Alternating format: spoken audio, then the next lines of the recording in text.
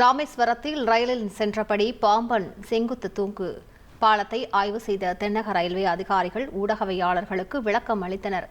இது பற்றிய விவரங்களை செய்தியாளர் விஸ்வநாதன் வழங்கிக்கலாம். விஸ்வநாதன், கூடுதல் தகவல்கள் என்ன? ஆண்டவன் நிலவரப்புடன் பாம்பன் ராமேஸ்வரத்தை இணைப்பது பாம்பன் ரயில் பாலம் முக்கிய பங்காற்றி வந்தது. இந்த நிலையில் பழைய ரயில் பாலத்தில் ஏற்பட்ட தொழில்நுட்ப கோளாறு காரணமாக ரயில் சேவை கடந்த 3 ஆண்டுகளுக்கு முன்பு நிறுத்தப்பட்டது. இந்த நிலையில் அதன் அருகிலே சுமார் 550 கோடி மதிப்பீட்டில் புதிய ரயில் பாலம் கட்டுமான பணிகள் கடந்த 3 ஆண்டுகளுக்கு முன்னால் நடைபெற்ற நிலையில் தற்போது அதன் பணிகள் நிறைவடைந்துள்ளது. இந்த நிலையில் கடந்த 1 மாதத்துக்கு முன்பாக, அதாவது ரயில்வே துறையின் சேஃப்டி ஆபீசர் திரு சௌத்ரி அவர்கள் ஆய்வு செய்து சிறு குளறுபடிகள் அதன் பாதுகாப்பு உறுதி செய்ய என ஒரு சர்ச்சை ஒரு ரிப்போர்ட்டை கொடுத்ததை அடுத்து சர்ச்சைக்கு இருந்தது. இதனை அடுத்து அதனை தீர்க்கும் வகையில் ரயில்வே துறை தென்னை ரயில்வே துறையின் துணை பொது மேலாளர் அவர்கள் மற்றும் 2 பொறியாளர் கொண்ட குழுக்கள் இன்று பல்வேறு முன்னணி தமிழ் ஊடகங்களை அழைத்து ஆய்வு நடத்தி வருகின்றனர்.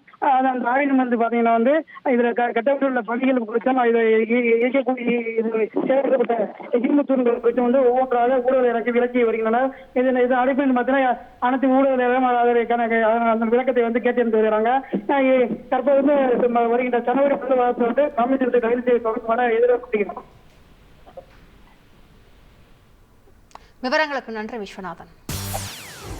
செய்திகளை உடனுக்குடன் தெரிந்து கொள்ள உடனே சப்ஸ்கிரைப் பண்ணுங்க.